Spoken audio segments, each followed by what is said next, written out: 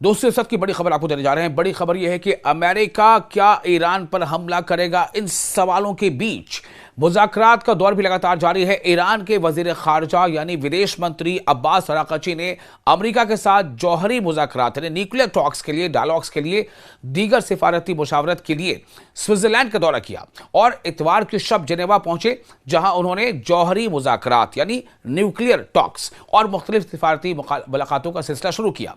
इनकी आमद पर जब ये यहां जेनेवा पहुंचे, मशरिक़ वस्ता यानी मिडिल ईस्ट और शुमाली अफ्रीका के लिए स्विस खुसूसी एलची वोल्फगैंग अमेडेस ब्रिलहार्ट ने इनका इस्तकबाल किया।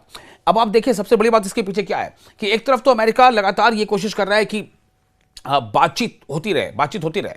क्यों?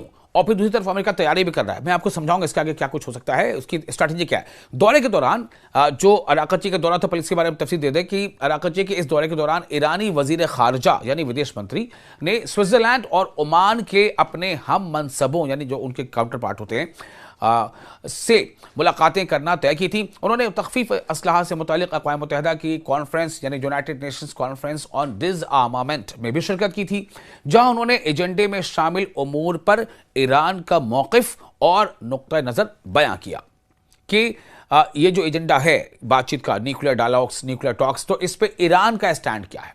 आपको मैंने पहले बता चुका हूं कि ईरान ने पहले इस बात को वाज़ेह किया है कि ईरान न्यूक्लियर के मामले पर बातचीत के लिए तैयार है, लेकिन अगर अमेरिका या इजराइल के दबाव में अमेरिका यह चाहता है कि ईरान अपने मिसाइल के तरक्याती काम को रोक दे, तो वो किसी सूरत में नहीं होगा। पीर की सुबह अपने एक बयान में उन्होंने कहा था कि वो जौहरी माहिरीन के हमराह बैनुल अक़वामी जौहरी तवानाई एजेंसी यानी IAEA international atomic energy agency के डायरेक्टर जनरल राफेल ग्रॉसी से गहरे तकनीकी मुज़ाकरात के लिए मुलाकात करने वाले थे। यह मुलाकात इंटरनेशनल एटॉमिक एनर्जी एजेंसी से मुताल्लिक़ उमूर पर मरकूज रही थी। ईरानी वज़ीर ख़ारजा ने यह बता दिया था कि वो अमरीकी सिफारतकारी से कबल अपने ओमानी हम मनसब यानी ओमान के जो हम मनसब है, यानी ओमान के जो वज़ीर ख़ारजा है या विदेश मंत्री, उनको कहते हैं हम मनसब, एक ही मनसब पर फायज, तो ओमान के हम मनसब बदर बिन हमाद अल बुसैदी से भी मुलाकात करने वाले थे, ताकि आइंदा बातचीत के हवाले से मुशावरत की जा सके। यह काफ़ी अहम ब्रेक थ्रू है। आप देखें, सबसे पहले कहां से खबर आई थी कि चीन में अमेरिकी रिप्रेजेंटेटिव और ईरान के रिप्रेजेंटेटिव्स के बीच बातचीत हुई है। मरकज़ क्या है, मौजू क्या है? Nuclear dialogue. उसके बाद क्या खबर आई? मस्कत में अमेरिका के नुमाइंदों और ईरान के नुमाइंदों के बीच बातचीत हुई है। टॉपिक क्या है?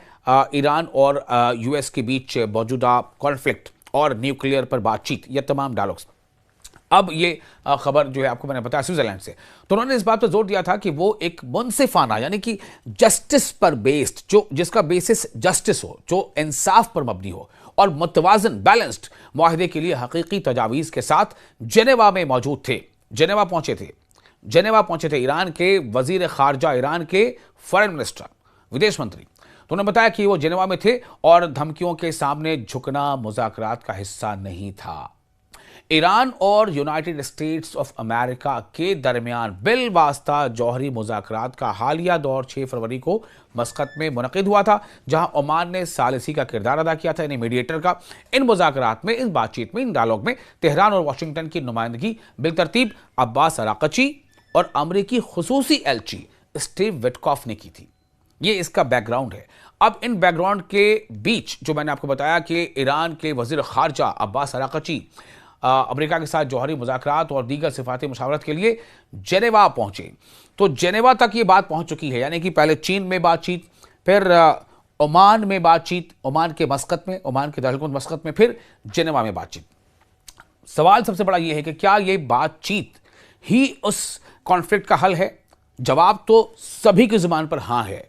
इवन डोनाल्ड ट्रंप भी कहते हैं कि वी आर गोइंग गुड।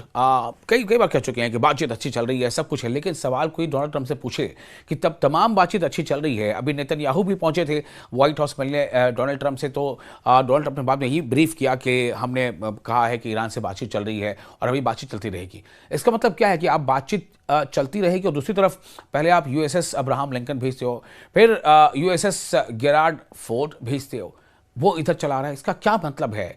क्या अमेरिका कहीं ना कहीं ईरान की ताकत को करीब से देखना समझना चाहता है? क्या डोनाल्ड ट्रंप जो है उन्हें इस बात का एहसास है कि अमेरिका की ताकत कुछ ज़्यादा है उनको, अगर वो यानी ईरान की ताकत ज़्यादा है और अगर अमेरिका ईरान पर हमला करना चाहता है तो अपनी मजीद ताकत यानी डिफेंसिव जो कैपेबिलिटी उसे बढ़ाना होगा। देखते हैं आगे क्या होता है।